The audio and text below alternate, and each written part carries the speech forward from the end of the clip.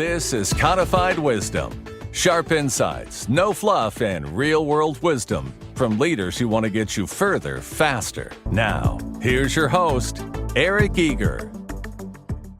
Hey, welcome again to another episode of Codified Wisdom. Man, let me tell you, I'm excited because today on Codified Wisdom, I've got a good friend of mine, John Fenton, and he's a former managing partner at BDO, but he's got such an amazing story and journey of how he, even became an accountant. But he's also author, coach, speaker on 5-Minute Mastery. And after decades in accounting leadership, he's experienced a transformation, we say. And he can take him to a boardroom, and then also he takes the lessons he learned from a dojo and applies it to the boardroom. And today he's helping executives unlock the inner game, through a blend of strategy, mindfulness, personal development. And he's known to many as the CEO Sensei. And his insights are, deeply relevant for anybody navigating leadership. And, we've become friends because the leadership techniques that he is helping, especially in the CPA profession, is I just think it's needed more than ever in this just massive transformation in the CPA profession. So, John, welcome to Codified Wisdom. And man, before we get started, let's start talking about where your journey began and how'd you end up being an accountant, and how'd you end up being a managing partner in BDO? All by accident. It's interesting, right? So, and my dog just walked in. So he's my audience. Well, it's a kind of a long story. I hope you have a little bit of time, but it really started when I was in junior high school, honestly. And I was not very athletic at the time, and was in junior high school and was challenged. And we had physical education every day. We had literally a green wall at the end of the obstacle course. And we had to run the obstacle course every day in phys ed to warm up for whatever activities we were doing that day. And I couldn't get over the green wall. Could not get over that wall. I was not physically adept. I didn't have the confidence or anything to do that. And one day, a group of us boys in phys ed who were kind of at the low end of the at low end of the food chain, if you will, in terms of athletic ability, were challenged by some of the boys who were at the top, the alpha males, right? And the term was used to the group was like, "You're a bunch of cream puffs." Now, I love pastries. Okay. Yeah, who doesn't? I love pastries, love cream puffs, but that comment it wasn't even directed at me personally, but it just landed on me, right? And I thought about that, and I said, that doesn't define who I am, because you guys are no better than we are, or I am. Yeah. And the President's Physical Fitness Award was a big deal in our junior high school then, and they were very proud of winning the most awards in the county and all that kind of stuff. So I just decided that I was going to win that President's Physical Fitness Award. I had no proof that I could do that, right? My best and past performance, I sucked at all the tests. We were tested in 6th grade and 7th and 8th grade for the Physical Fitness Award. And if you got the top award, you won a patch for your sweater or your jacket and a gold card. So I just said, I'm gonna take this on. I'm gonna achieve this and go for it. And so I used to be kind of a whiner, and I'd run way in the back of the group at phys ed and complain, why are they making us do this? And I just shifted my focus, and I just said, I'm going to run near the front. I'm going to run near the front, and I'm going to win that award. And so I just began that mindset shift, and my body started to change, and I started to grow at that time, 7th grade. And I lived literally right across the street from the junior high, and the obstacle course is in the one corner of there's a giant field where the school was at, and that corner where the obstacle course is literally right across the street from my house, and I could see it every day. And so I'd go out on weekends and run and practice on the obstacle course and practice getting over the wall. Picture like the Marine Corps, the Navy SEALs getting over the wall. That's kind of what it was like, even though it was probably a really short wall. We're 7th grade, right? So, but anyway, I just practiced that thing every weekend, and I worked hard and ran near the front, and I got better and better until It took me 2 years to win that award, but I did it. That set me on a totally different trajectory of my life from that point forward. And got into athletics. I never really was very involved in athletics until like eighth, seventh, eighth grade, and junior high, and then high school, and did really well at football and played football on a championship team, and was highly recruited and a blue chip prospect, and was able to play Division I college football. And those experiences were so rich, right? Yeah. And the challenges and overcoming obstacles and all those things. And then I was done with football at the end of college, and it was like, okay, now be an accountant. And got my MBA while I was actually at the University of Miami Hurricanes, where I played ball. And so, but I always kept kind of studying. I love to read biographies because I love to find out these famous leaders, like how did they achieve what they achieved? Right? Even in Yeah. sixth grade, I started, like my first book I read about a biography was Teddy Roosevelt, right? Talk about someone Yeah. who Oh, overcame yeah. lots of obstacles. And so I was really enthralled with that over time, and really just started to question myself, well, what makes a good leader? What makes a good team? And so I kind of in college, I didn't know what I was going to study. I knew I was going to be in the business school, and I was playing football, which is like a full-time job, really, Oh, yeah. in almost like two full-time jobs. And but I was in the business program, and I thought it was just really funny. We were talking about today, everything's about marketing, but I thought marketing was too woo-woo for me. It was just too, I don't know, just couldn't really get the marketing concept. But I did kind of okay in accounting. Although I just really almost didn't make it through intermediate accounting, honestly, which is like where they weed you out, Yeah. Oh, right? yeah. I Oh, mean, I yeah. almost did not get out of there, and made it through with a C average. And then the light bulb went off like the next year, and I started doing, started getting it. But my roommate's dad was in the business, and he was an internal audit for a large energy company in South Florida. And he said, "Yeah, the ticket for success is accounting and get a law degree." Okay.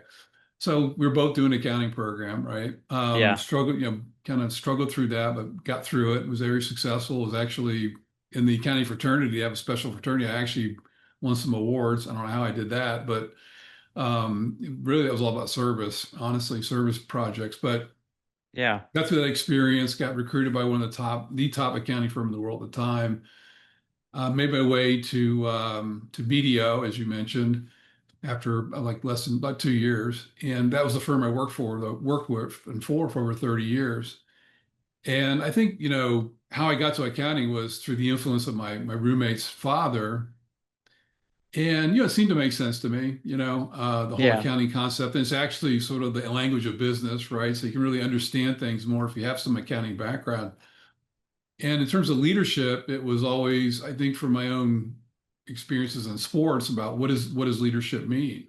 It's being trusted, thinking of others, not yourself, and really having a vision for where you want to take your life, right?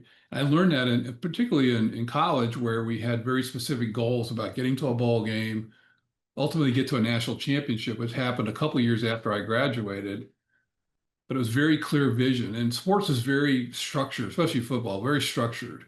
Yeah. When you win or lose, right? Success is Yeah. measured every week, and it's out there for the whole world to see. It's very transparent, Yeah. and you get to watch it on film after the day after a game and see how good or bad you played, right? So instant feedback, right? Oh, yeah. And Feedback and so loops. you've got to have really, you got to have some thick skin sometimes, right? And so it's all around interacting with people and relationships and all those kinds of things that make teams what they are. And so I really just sort of a student of that. And along the way, I worked my way through the ladder and became a partner, and then was asked to I was willing to take risks, right? I was willing to Yeah. move. I moved around 3 times with the firm, all stayed south of the Mason-Dixon line. I didn't like the cold very much.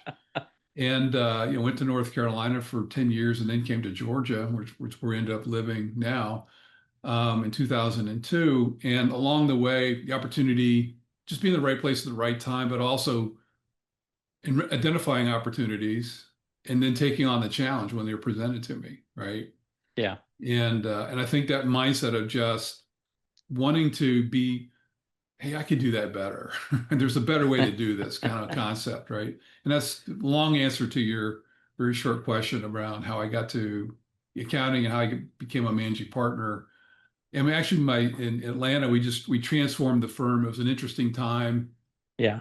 Arthur Anderson went out of business, and Sarbanes-Oxley was kicking in, and Oh yeah. we were aggressively answering the phones. But we doubled the size of our practice, became a top 10 firm and top 10 office in the firm in about 3 or 4 years time frame. And so a lot of challenges there, and some things you have, in some tough situations, right? And Oh dealing yeah. with the people issues are the biggest issues, really, Oh but yeah. in leadership. But that's kind of how I got to where I got to there.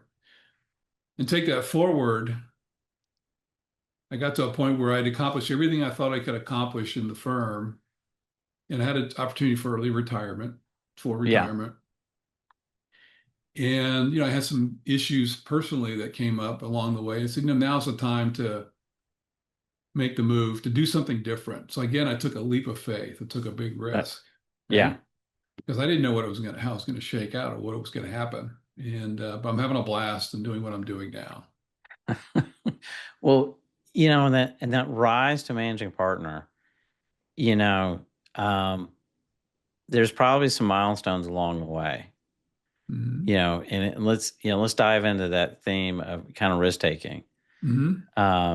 Because I'm always seeing, or at least the patterns I hear from other great leaders, is that there's a decision point along the way Hmm. where people are um, making the leap, and talking to their families and talking to Hmm. their spouses and kids and going, we're going to have to do this. Talk about a couple of those milestones where there's a risk return trade off, but you're leaping off and hey family, if this doesn't go well, Hmm. there's going to be some consequences, and I'm sure that Yeah. you've had a couple of those along the way in your career. Tell us a little bit more. I'm sure there's a couple of you can talk to us about.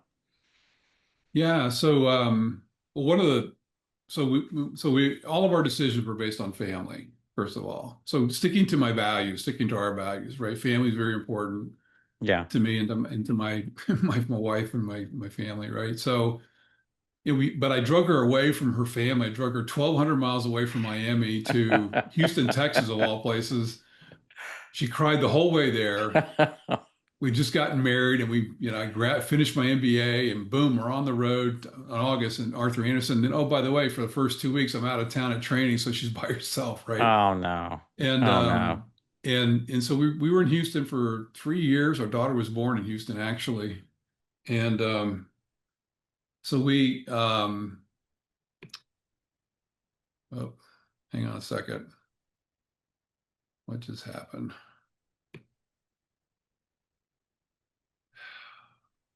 Can you see me okay? Yeah, I can see. Okay.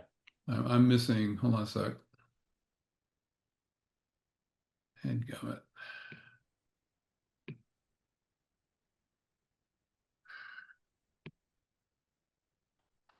Where did you go?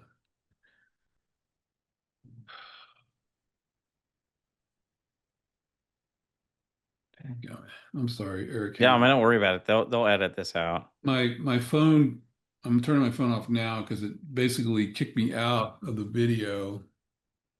And I normally easily get back in, and now I can't figure out where we went.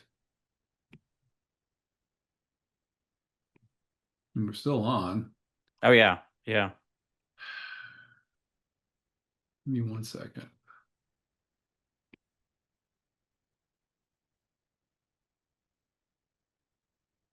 This is really strange.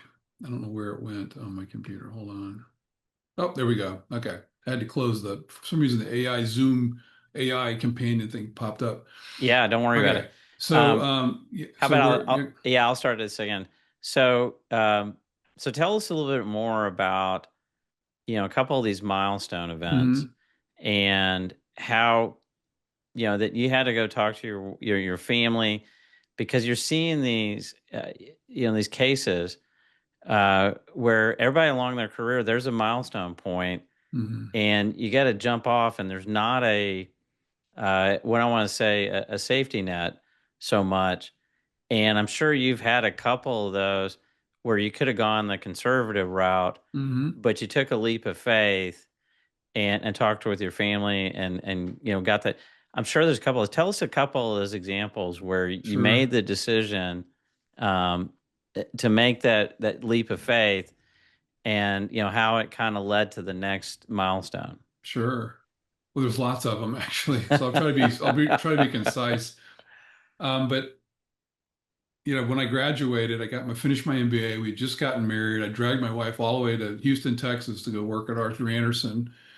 And she cried the whole way there because first time away from family, right? But we were there 3 years, and our daughter was born there. Well, after 6 months after she was born, my wife said, and I was in Phoenix working on an audit. She goes, I'm going back home, my brother, and you come meet me in Miami. Okay.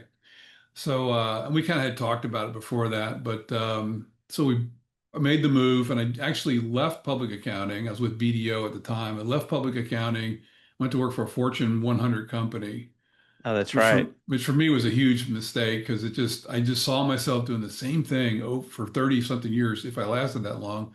And I said, this is too boring, and I'm not challenged enough, and it wasn't a fit for me personally. And it was a great learning experience, right? So I came back to the firm, and the timing was better in Miami with the firm. So I came back to the firm in Miami, Yeah. and it actually was a new staff person, a senior, and I was with one of the partners going to a client, and he driving out of town, and he said, we got this client's going to go public. Would you want to work on this account? I said, yes, of course. So it's out of town. It's going to take me away from my family, but I knew it was a way for me to establish myself in the practice. So that was one decision point, which helped me elevate my status within the group. I became a senior manager in the Miami office over time. The other thing I did was everybody else was focused on being really good accountants. And, I passed the exam. I was CPA, I was licensed and did all Yeah. that stuff, but I focused on the marketing side of things, which I got into accounting because I hated marketing in school. But I'm like, wait a minute, this is all about building relationships and talking to people and meeting people. I love doing that. So I focused on that, and that elevated my status even more. So I got the opportunity to go to North Carolina, which was a risk. Yeah. Um, what was interesting was my wife's family had moved to Georgia, right, a few months before. Yeah. And, we liked North Carolina. We had vacationed there before. And so we said, it's a little bit closer to her family. And it's an opportunity to make partner, and let's give it a shot. It wasn't a big office. But I did that, and there was an opening there. And 2 years later, I made partner. Again, I got very involved in the community Yeah. and some board positions. I quickly adapted and shifted. Guy from Miami and North Carolina, but 1992. But so we made these decisions partly based on family. It was also, I think, better for our daughter to be in a different environment. She was 8 years old at the time. We Yeah. lived there for 10 years, and the firm asked me, and I became the managing partner for about a year or so. And the firm asked me, hey, we got an opportunity in Atlanta, Georgia. And, I kind of talked to my wife about it. I said, well, we Yeah. got great friends here and everything, but there's a really good opportunity. It's potentially a bigger office, a bigger practice. And I know your parents live in Georgia, so it'd be a lot closer to them. So again, it was kind of neat. Our daughter was going to college then. So it was just Yeah. transitionally, it was an easy thing to do. But anytime you leave somewhere, it's kind of Oh, can be yeah. tough, right? Leaving relationships and all that kind of stuff. I mean, I'll never forget our daughter when we decided to go to North Carolina. We took a vacation to Georgia and went up into the mountains. And there's a point in the Appalachian Mountains where you can see Tennessee and Georgia and North Carolina all from one place. And we pointed her towards North Carolina, and she's 8 years old. And I said, see it out there? That's North Carolina. We're going to go live there. And she started to get really excited. And then she started crying because she realized she going to leave her friends behind. Yeah.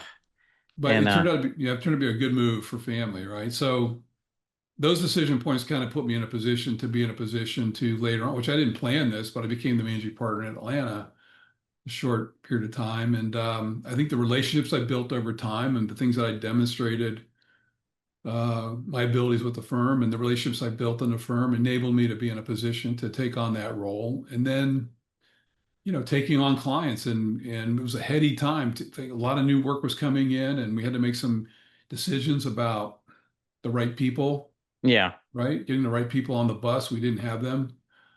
We were taking on more technical work, and my partners and I in Atlanta really worked together to make that happen and got the right people on the team and had a very productive office. Um, so those are some risky things. When I was in North Carolina, I'd established myself in 10 years. I'd established myself as a community leader Oh, yeah. and was really positioning myself to really, I'd built some really strong relationships, and it was a risk to move to Georgia, but we felt like it was the right move. And, other risks that come up is which clients to take on and which clients not to take on, right? Yeah. And, Yeah. and those kinds of things. And so always sticking true to my values, being honest, being open, honest, I tried to focus on people, not the numbers so much, but focus on the people and the culture that we had. I think the overarching culture of the firm I aligned with, so therefore I was willing to stay on board. There were different decision points about leaving the firm at different Yeah. points in my career. But I always felt like, well, that's just the grass looks greener on that side, right? And I Yeah. knew my path and I knew what was expected and I knew what I had to do to be successful. And it's made a lot of sense to me. I wanted to be an owner, right? Yeah. And not somebody that's an underling that's always told what to do, how to do it, and all that kind of stuff. So I became a partner and contributed added value to the firm and kept the firm out of trouble and all those good things. So Man. But, you know, especially in the CPA profession where it is all about relationships, it really is. it's, that must have been a tough decision though, because you established yourself as a leader in the community in North Hmm. Carolina. Hmm. And now to uproot that and I don't want to say start over, but you're Yeah. starting over Yeah. again. And that and relationships take time. It's not like you just Hmm. show up, shake a hand, and Right. hey man, Right. I trust these guys. Man, that must Right. have been a leap of faith just to kind of start your relationship network all over Hmm. again in Atlanta. Looking back on it, I trusted myself and I trusted my ability. And it really goes and I believed in myself. And I go all the way back to when I was that teenager in junior high. Because and I teach my clients this too, right? So I shifted from really a victim, I was kind of being a victim when I was Yeah, growing up, to taking control of my life, which I learned through the martial arts is really master's consciousness, right? Or yeah, warrior's consciousness if you want, or a winner's consciousness. And so, as a victim, it's all about yourself. You're focused on yourself, right? Pridefulness, yeah, despair, anger. There's a whole set of emotions. There's a book about this actually. And then there's a tipping point. And the tipping point, Brene Brown did a great talk, right? The power of vulnerability. And she yeah. talked about so what she discovered when she was studying shame, she discovered there's actually vulnerability in people that were not ashamed, but actually overcame shame and actually had a different level of consciousness, more self-confidence, self-efficacy, those kinds of things, saw the world from a different viewpoint. They had the courage to Okay. shift out of that. So courage is the tipping point. And it took great courage for me to say, I'm gonna win that award. I'm gonna get over that wall. I could have just Yeah. said, I'm gonna keep whining and running in the back of the pack. My life would have been totally, completely different. You're Completely right. different. Absolutely. And Go ahead. I'm sorry. no, I was gonna say, so those lessons I learned then were just repeating themselves throughout my life, right? Opportunities for growth. Can I do it? But I had this desire there was something that compelled me. And I think being closer to family was a big part of it, but something compelled me to say, moving to Atlanta was an important move for us. And it turned out to be a good move for us. We had a very successful practice and did very well. And it's the place we settled, Yeah. having family close by and that. And to the point where I came to the decision point about, okay, it's time for me to retire. Again, I felt compelled. And believed in myself and trusted myself, although I didn't really know what it was going to look like once I retired. I had an idea, and I've went through several permutations of what that idea looked like, but I've landed where I really am in my stride and really it's almost like this growth process to really tap into who I really am, right? Oh yeah. The real And then, me. well, and then, let's talk about this next chapter, Hmm. because the, the CPA profession, uh, you can see I got gray hairs like you got gray hairs. Got a few more than I'd like, but yeah. I'm a kind of one of Well, those guys. yeah.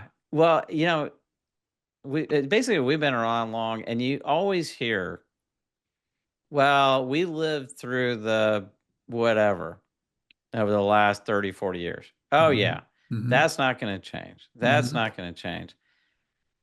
But this is different. And I think that, What's different? is that we've got AI, Hmm. and it's not going away. Hmm.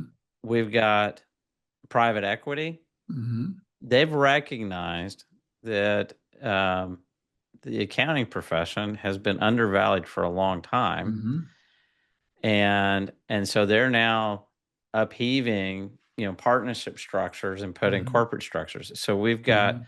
this new, which is it's causing a cascading effect all the way down to smaller firms. So you've Hmm. got this consolidation. Hmm. You've got a technology disruption that's not going away, and you got a talent shortage. The Yep. kids, even my own sons, hey, you ought to be an accountant. And, oh, Dad, I don't want to do that. That's boring. We got this, this perfect tsunami Right. of massive change, and leaders, they've got to be challenged with navigating this challenges. Tell me about, now it's almost the perfect timing for having a CEO sensei Mm. come alongside these managing partners to help navigate, because we've had more. This is more uncertainty than I've Hmm. seen in the profession, and just want to get your thoughts if you're seeing the same disruption, and how you're applying the lessons learned in great leadership to helping these leaders navigate through this transition. Great question. Yes, there's a lot of disruption, and it's coming at CPAs and partners and leaders in all different directions. But what a perfect intersection of time, right? We don't have this so I'm a bit of an optimist. Now, if I Yeah, was an absolutely. auditor, that's not really a good attribute for an auditor, right? So you need to be more skeptical. Um, but it's such a perfect time because yes, there's less people entering the profession. Why? It's not sexy. It's boring. Like your son said, it's boring, right? Everything we've learned up till now in the accounting industry in the world has always been compliance, compliance, compliance, compliance, compliance. Yep. Basically, the education was designed to pass the CPA exam. In the old days, pass CPA exam, work 2 years for a CPA firm, get your license, and then go work for a company. That was kind Oh of yeah. that was the mantra, Oh yeah. right? And so who wants to be crunching numbers all the time? Well, guess what? We don't have to anymore No. because we have these tools now that can help us do that stuff. I'll call it grunt work, right? For lack of Yeah, a better term, grunt it's work, what it right? was. That's how I learned. Right. And so what's happening, right? So we've all kind of been trained a certain way. We've learned many some of my clients, they've been trained by older accountants. Some of them are younger than me, but old school thinking. That AI is not the problem. It's old school thinking is the problem, It's a right? good point. That's gonna impact your firm the most, I think, in the future if you can't let go of old school thinking and rethink about how we do our services. You mentioned that private equity has figured out that accounting firms are undervalued. You know why? Because we undervalue our services in the profession. We don't give ourselves enough credit for the value we bring to our clients. And so what's happening is there's a perfect intersection right now of like disruption, Yeah. intersection of disruption. AI tools and machine learning's out there that can help us do things far faster, smarter, better. less people in the profession. If we actually shifted to more advisory, and I know, in some parts of your business, you have to be compliance oriented. It's still you can't just throw out the audits and the tax returns because that's the baseline, right? Of revenue. That's Yeah. the kind of the bread and butter. But we've got to find a way to be better advisors, despite, and I know there's some regulations and all that kind of stuff we got to deal with, Yeah. right? Because, but you need to be independent if you're doing an audit. But our clients value your insights and your experience and giving them insights and helping them make better decisions. Well, how do you do that? Well, one great way to do that is adopting AI tools that can really be predictive to help you deep dive, to free up your time. I had this conversation with the leader of a tax practice, one of my clients, and she's explaining to me it's the typical traditional grind. Tax Yeah. season's over April 15th, and I Yep. got to figure out all the billing and stuff because my year end's coming up and I have to catch up on all the billing and collecting and all that stuff. And I'm like, have you not automated your billing process yet? Yeah. No. So it's all this detailed stuff we don't need to be doing if we just heads, pull our heads out of our past. I love that term. Yeah. Pull our heads out of our past and focus on the future, focus on the present, and then focus on the future and what we need to do now in the present to make the future a reality. And so it's really a huge shift in mindset. Now, if you talk to any firm right now, they go, "Oh yeah, we're great strategic advisors." I was working on this. I did a blog post earlier today on this in LinkedIn, and it's all about: do you want to be a trusted accountant or do you want to be really a strategic advisor? Because that's where the gold is. Yeah. If you have less people and let's say, oh, we can't, I had clients tell me we can't possibly take on new clients because we don't have enough resources. I said, step back from it. Hold on. What you're doing right now, you're wasting time. First of all, you're focused on doing and Yeah. not actually thinking. Give yourself grace to actually daydream and think about what's going on in your business to make better decisions. We're also focused on, like, and I was this way too. Yeah. Every hour, a half hour, what am I working on now? Boom, boom, boom. Keep Yeah. your time. The reality is most clients, most engagements are a fixed fee, Yeah. right? So the billable hour tracking, that's really good for cost accounting and productivity and utilization. That's a cost accounting tool, in Yeah. my view. Yeah. You're not really generating new revenue. Now, maybe some special projects or whatever, but Yeah. if you know your value and and you're pricing it appropriately based on the market and you're getting a fixed fee arrangement. If you're pretty good at estimating, you're going to make some money on that. And you're not going to lose money. Yeah. If you need to, you have to take change orders, but it's shifting away from those details, automate as much as you can, you know, and then find ways to provide value to your client. How do you do that? FaceTime, get with them. I- I'm looking at FaceTime on your phone, yeah. right? My phone's over there. It is. FaceTime, real FaceTime, hit face to face with your clients, getting your people involved, dragging them along to meetings, Yeah. and thinking about your clients and just having conversations with them to find out what's going on. And oh, by the way, there's some great AI tools you could use that can really help them, your clients, have better results. And your advisors, like you've talked to, I mean, you know about this, get Oh yeah. 10x their results in their performance. And it's focusing on what are the outcomes for our clients. So, one, you need to be true to your values. As a leader, you be true to your values, your core values. I imagine your core values align with your firm. So being clear what your firm's values are. I mean, throughout my career, I knew leaders who all they were focused on was making more money. Yeah. That ain't what it's about. No. You are not in a numbers business. You are in a relationship business. Yep.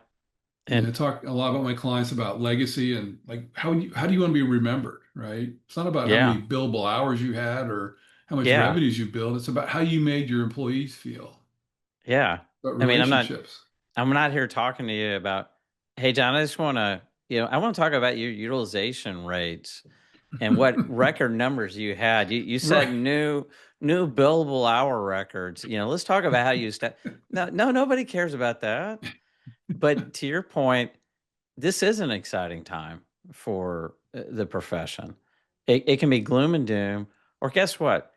Um, my history when I started at Ernst and Young a gazillion years ago, Hmm. I was billing at some crazy hourly rate, and guess what? I was making copies. Right. Client Right. doesn't want to pay for that. Right. you know, so now we have the ability to really be transformational Hmm. in firms, and also charge for value, not like I said, I'm a CEO.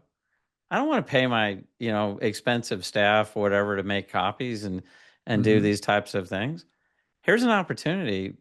There's no other profession out there that can affect Main Street America more than the CPAs. Right.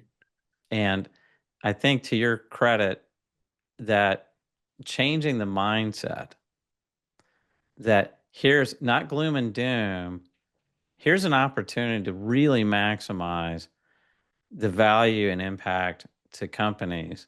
And I think that's where PE firms are recognizing Hmm. that the Hmm. traditional profession's getting more and more automated, and there's going to be a push for higher value, and clients they're begging for it. They're They are. thirsty They are. for, hey, help me, guide me on this path along the way.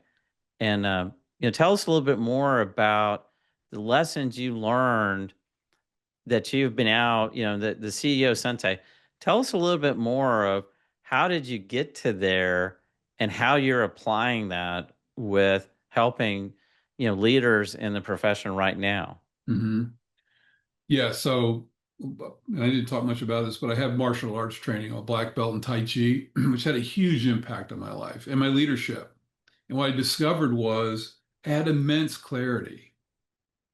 And I wasn't like things would really bother me. Like I could get really angry really fast, right? Pressure and all that stuff, deadlines and all that stuff. And I had a short fuse sometimes. What I realized was and I just love the discipline of it, first of all. And I discovered it later. I was in my 50s when I discovered this. And so became a master and a black belt and all that kind of stuff. Um, but it's fine. It's basically centering yourself. I call it centered leadership. And it's really about connecting with yourself and centering your mind into the present moment, reducing your stress so you can make better decisions. You can be more thoughtful, raise your emotional IQ, right? Yeah. And really learn how to leave judgment at the door and really ask good questions and listen to people, right? Just listen. Yeah. I could talk all day long. And so it's one of the things that was hard for me was actually to shut up and listen to people, right? But that's what I do now is I just listen to my clients and then I try to help guide them based on that, but teaching them also some techniques that they can use, which I talk about in my book, to help them be more centered, to be more intentional. I used to ask when I was in the firm back years ago, like, well, what's our goal? Like, what are we trying to accomplish here? You have a clear vision. It starts with you as a leader. You enroll Yeah. your team. Actually, I help teams do this, develop a collaborative vision for the firm. Where do you want to take your firm? Where do you want to be? How are you going to get there? And so it's really tapping into ways to center yourself, avoid all the noise that's going on around you, to really be clearly laser focused on what it is you want to accomplish, tapping into your core values, being clear about what you want to accomplish, and using intentionality and thinking the long game. Like, what's the legacy you want to leave for your firm and for your life? Like, how do you want to be remembered? What's the epitaph going to say about what's the cover? Let's say you're on the cover of Forbes magazine and when you've passed. What's the world going to say about you, right? Yeah. And just be a good human being, right? Yeah. Tom Peters obviously wrote Good to Great and several other books and or excuse me, Built to Last Yeah. and he was Jerry Collins was Good to Great. And anyway, so Peters was looking at excellence, right? In Search of Excellence. That was the big book he wrote years and Yeah. years ago, the co-author. was late one of his latest books. He swore it was the last book. It was right before the pandemic. I'm not sure if it is or not, but Yeah. I got it and I read it. It's extreme ownership, hum, extreme ownership. Excuse me, ownership. Excuse me, excellence now. Um, extreme. I'm drawing a blank on the name. Yeah. We'll Yeah. cut It'll that come back out. to We'll come back. It'll come back to me. you. Um, excellence now, extreme humanity, There you go. right? Extreme There. humanity. It's really around treating people like, meet them where they're at. Yeah. I used to think I was pretty good at identifying the talent on our team, right? Yeah. And trying to put them in a position where they could be successful. And if they needed some help or training or guidance or whatever, we try to get it to them. But you got to be really clear about that, right? You got to be really Yeah. honest about that.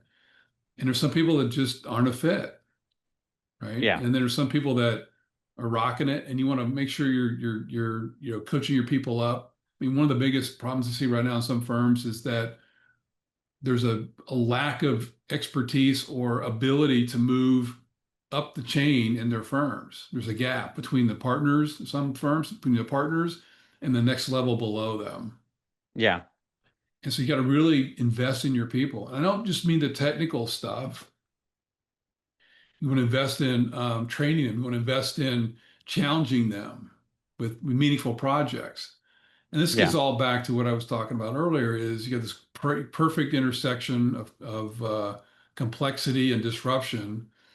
And wouldn't it be kind of cool if your people coming into your firm could be trained you got to train in the first 3 years. The apprenticeship model still is valid in the profession for sure, but Yeah. train them on how to be good business advisors. So there's training for those first 3 years to help them grow in your firm and actually give them opportunities to take on more challenging projects because they'll be excited about that. Most Yeah. people will be excited about that. It's the intrinsic value of being in the profession. So be clear about why you do what you do, right? It's the whole Simon Sinek, know your why, Yeah. right? Know your why. If you're aligned with it, it's great, perfect. Your personal why, your firm why, share that with the rest of the people in your firm, right? Continue to build consensus and alignment around that because people want to, I think most people, and Daniel Pink wrote about this in a book, um, Drive, What Motivates Us is the title. Long before the pandemic, it's like people really seeking intrinsic value. Money, compensation's got to be good. You got to be at least market or above market a little bit. Yeah. Um, you know, Clear path, but they're looking for, am I part of a team? Am I contributing value? Am I valued? Those are Yeah. age-old things that we all care about, but It's nobody really talked about them until like the last 5 or 10 years, really. That's that's important.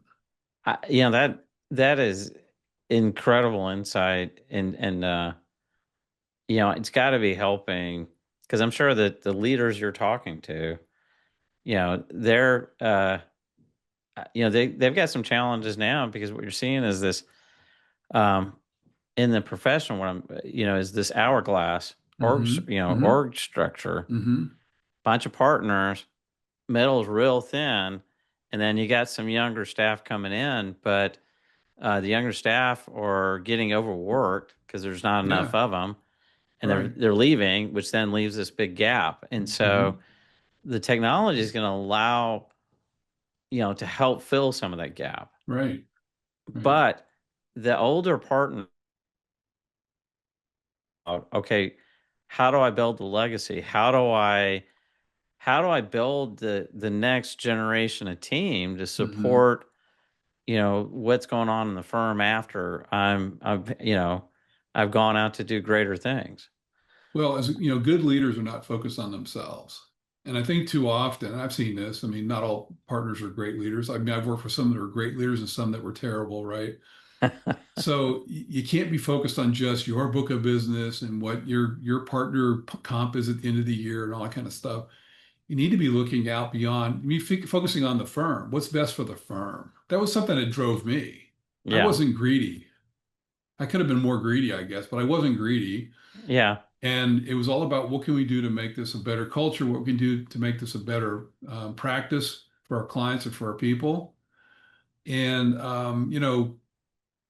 And so it's where's your focus? And if you're focused on building and investing in your people are your greatest asset. And I know it's Yeah. kind of it's sort of cliche anymore, but it's really, really true. Your people are because they're the people that are going to help you get the work done to serve your clients. If you're not investing properly in your people, and I don't just mean continuous education, I mean investing in real training for them to help them grow, think outside the box, Yeah. be advisors, right? Yeah. And hiring the right people too. But if you could create an environment, a culture where you appreciate challenging the status quo, thinking outside the box. It's okay to make mistakes. Accountants, we hate to make mistakes. We do, right? I had one company, one firm I was talking to. She said, the CEO said, we need to make it okay to make mistakes. Yeah. Yes, we do. Because through mistakes, through failure, what happens? We grow, we learn, Yeah. we get better. You get Again, feedback. yeah, it's feedback. Exactly. It's like look at any sports team. Okay. Any player, they're getting constant feedback. And the whole point is continuous improvement, Yeah. right? As a mastery doesn't mean you're a master over other people. That's not what it means. It means you've chosen a path to improve yourself. It's a continuous learning. You just Yeah. happen to have gone before other people so you can teach it to other people who haven't gone that far. That's all that means. That's what a sensei is, a teacher, basically. And so, it's that concept of being curious, perpetually Yep. curious, and then sharing your wisdom, your knowledge with other people, sharing your war stories with your people. It's building that community within your firm, really, right? Instead of Yeah. siloing yourself in your office and counting, it's like pulling a drawer out, like, Ebenezer Scrooge, pulling the drawer out and start counting all the money you made that day. It's like, think about the people around you. What's going to help them carry the torch? You want them to, I think. Otherwise, a lot of firms, you're not going to get your retirement paid, right? And so it's really thinking outside the box, but thinking about the people you work with. And as a leader, really, it's helping clear the obstacles for them so they can be better, right? Perfect. And making your firm a better place. And it's a continuous improvement. It's like if you improved 1% each day, was a statistic of this, right? You Yeah. improved everything. Client service, let's pick 1% every day. In a year's time, you've improved over 300%, right? Yeah. So think Well, and about then it. you get the compounding And effect. compounding effect, exactly. Yeah. I mean, and I guess this is the best way to kind of wrap it up because you kind of hit the nail on the head on that. The codifying and sharing that experience. The wisdom sharing at scale. That's Hmm. it. That's actually why we started For Impact Data is to codify experience so people get further faster. Right. So let's talk about, and last thing I got to ask you is that, on this question of codified wisdom, you know, again, if you could go back in a point in time, you Hmm. know, uh, and pull the young John aside and go, hey, man, don't do that. You're going to burn a bunch of time. And if you do this, you're going to get further faster. Mm. What time and what would you tell yourself so that you didn't have to learn lessons the hard way and could get moving further along faster? Well, I am kind of a slow learner. But I think just more trust in myself and really being more my authentic self Okay. earlier on in my career. And what happened was I was a partner and I was leading a presentation for my other partners in a firm at one of our annual meetings, couple-day meetings.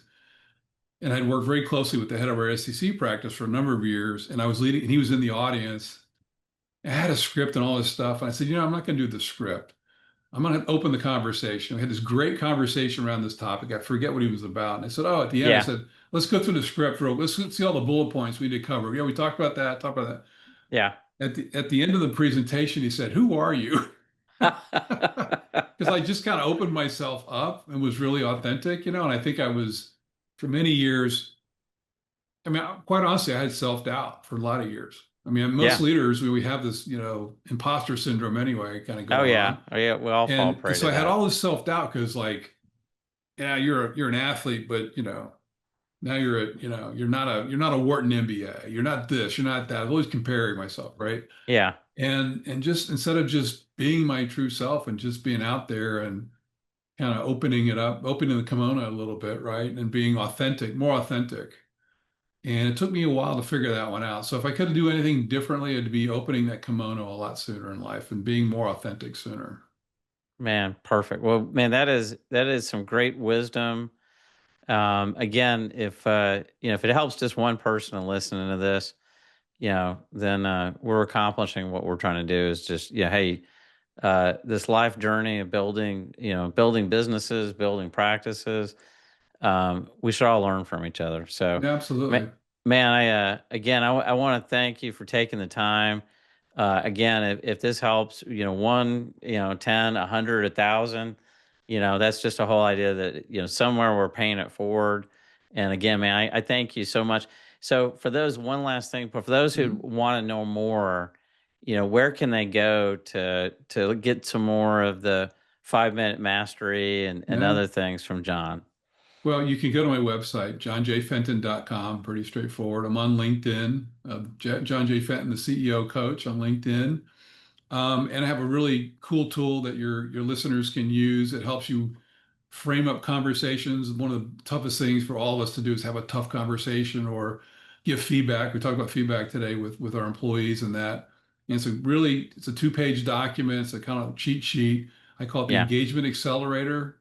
And it's just johnjfenton.com/engage. And you get that free download. You can use that right away. Awesome. Awesome. Well, that'd be great.